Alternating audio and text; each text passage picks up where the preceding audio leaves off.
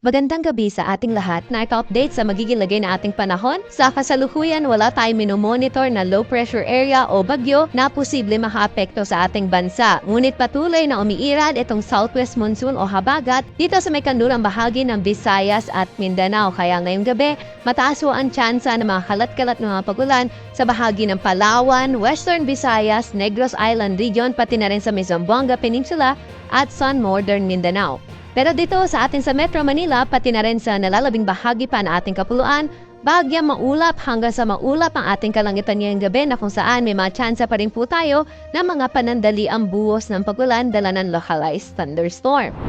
At para sa magiging lagay na ating panahon bukas dito sa Metro Manila, pati na rin sa nalalabing bahagi pa ng Luzon, magpapatuloy po yung ating nararanasan ng aaliwalas na panahon lalo na sa umaga hanggang tanghali, pero sa hapon at sa gabi, mataas pa rin po ang tsansa ng mga pulupunong pagulan, mga pagkidlat at pagkulog dala ng mga localized thunderstorm. At dito nga ho sa Metro Manila sa katanghalian, posible pong umabot sa 34 degrees Celsius yung pinakamataas na temperatura.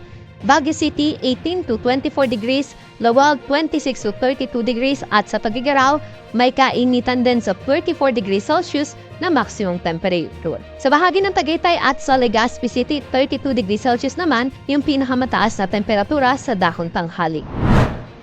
Dumako na po tayo sa Puerto Princesa at Kalayaan Islands na kung saan 26 hanggang 32 degrees Celsius yung agwat ng temperatura. Sa mga kababayan naman natin sa Visayas at sa Mindanao, dito po sa may Negros Island Region, Western Visayas, Zamboanga Peninsula, mataas pa rin ho ang tsansa ng mga pag-ulan bukas.